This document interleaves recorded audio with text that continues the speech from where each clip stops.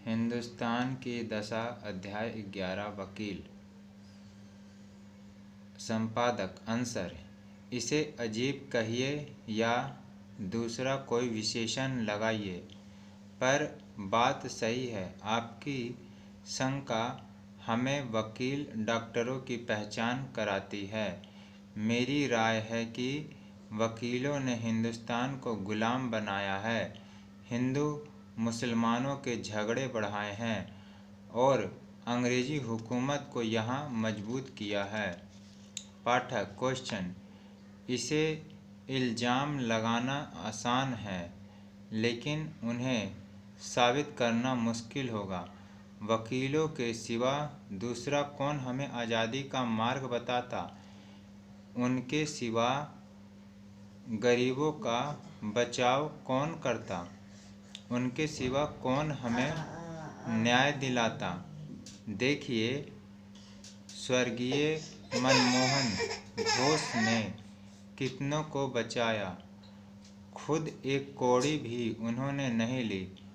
कांग्रेस, जिसके आपने ही बखान किए हैं, वकीलों से निभती है और उनकी मेहनत से ही उसमें काम होते हैं। इस वर्ग की आप निंदा करें, यह इंसाफ के साथ गैर इंसाफ करने जैसा है। वह तो आपके हाथ में अखबार आया इसलिए चाहे जो बोलने की छूट लेने जैसा लगता है। संपादक अंसर। जैसा आप मानते हैं वैसा ही मैं भी एक समय मानता था। वकीलों ने कभी कोई अच्छा काम नहीं किया, ऐसा मैं आपसे नहीं कहना चाहता। मिस्टर मनमोहन घोष की मैं इज्जत करता हूँ, उन्होंने गरीबों की मदद की थी, यह बात सही है। कांग्रेस में वकीलों ने कुछ काम किया है, यह भी हम मान सकते हैं।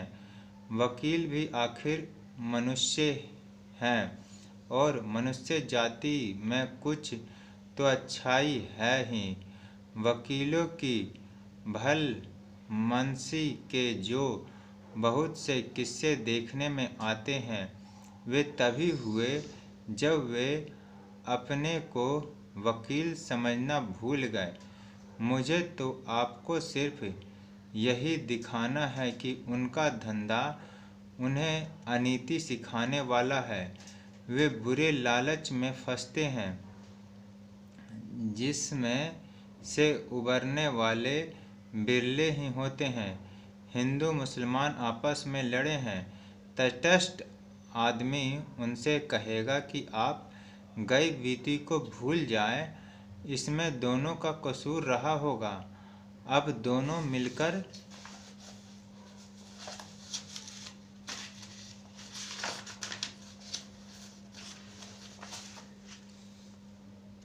साथ रहिए। लेकिन वे वकीलों के पास जाते हैं। वकील का फर्ज हो जाता है कि वह मुवक्किल की ओर जोर लगाए। मुवक्किल के ख्याल में भी न हो ऐसी दलीलें मुवक्किल की ओर से ढूंढना वकील का काम है। अगर वह ऐसा नहीं करता तो माना जाएगा कि वह अपने पेशे को बट्टा लगाता है। इसलिए वकील तो आम तौर पर झगड़ा आगे बढ़ाने की सलाह देगा। लोग दूसरों का दुख दूर करने के लिए नहीं, बल्कि सिर्फ पैसा पैदा करने के लिए वकील बनते हैं। वह एक कमाई का रास्ता है, इसलिए वकील का स्वार्थ झगड़ा बढ़ाने में है। वह तो मेरी जानी हुई बात है कि जब झगड़े होते हैं तब वकील खुश होते हैं। मुख्तार लोग भी वकील की जात के हैं। जहाँ झगड़े नहीं होते वहाँ भी वे झगड़े खड़े करते हैं। उनके दलाल जोंक की तरह गरीब लोगों से चिपकते हैं और उनका खून चूस लेते हैं।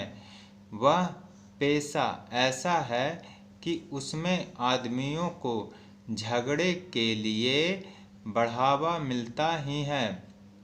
वकील लोग निठल्ले होते हैं। आलसी लोग ऐश आराम करने के लिए वकील बनते हैं। यह सही बात है। वकालत का पेशा बड़ा आबरूदार पेशा है। ऐसा खोज निकालने वाले भी वकील ही हैं। कानून वे ही बनाते हैं, उसकी तारीफ भी वे ही करते हैं।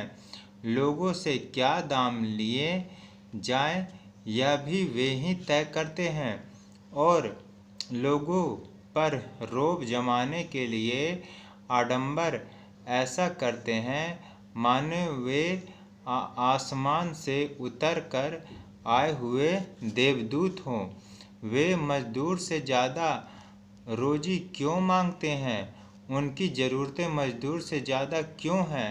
उन्होंने मजदूर से ज़्यादा देश का क्या भला किया है? क्या भला करने वाले को ज़्यादा पैसे लेने का हक है? और अगर पैसे के खातिर उन्होंने भला किया हो तो उसे भला कैसे कहा जाए? यह तो उस पेशे का जो गुण है वह मैंने बताया। वकीलों के कारण हिंदू मुसलमानों के बीच कुछ दंगे हुए हैं। यह तो जिन्हें अनुभव है वे जानते होंगे। उनसे कुछ खानदान बर्बाद हो गए हैं। उनकी बदौलत भाइयों में जहर दाखिल हो गया है। कुछ रियासतें वकीलों के जाल में फंसकर कर्जदार हो गई है। बहुत से गरासिए इन वकीलों की कारस्तानी से लुट गए हैं। ऐसे बहुत सी मिसालें दी जा सकती है, लेकिन वकीलों से बड़ा नुकसान तो यह हुआ है कि अंग्रेज़ों का छुरा हमारी गर्दन पर मजबूत जम गया है। आप सोचिए, क्या आप मानते हैं कि अंग्रेजी अदालतें यहाँ न होती तो वे हमारे देश में राज कर सकते थे? ये अदालतें लोगों के भले के लिए नहीं हैं। जिन्हें अपनी सत्ता कायम रखनी है वे अदालतों के जरिए लोगों को बस में रखते हैं। लोग अगर खुद अपने झगड़े निपटा ले तो तीसरा आदमी उन पर अपनी सत्ता नहीं जमा सकता। सचमुच जब लोग खुद मारपीट करके या रिश्तेदारों को पंच बनाकर अपना झगड़ा निपटा लेते थे तब वे बहादुर थे। अदालतें आई और वे कायर बन गए। लोग आपस में लड़कर झगड़े मिटाएं यह जंगली माना जाता था। अब तीसरा आदमी झगड़ा मिटाता है। यह क्या कम जंगलीपन है?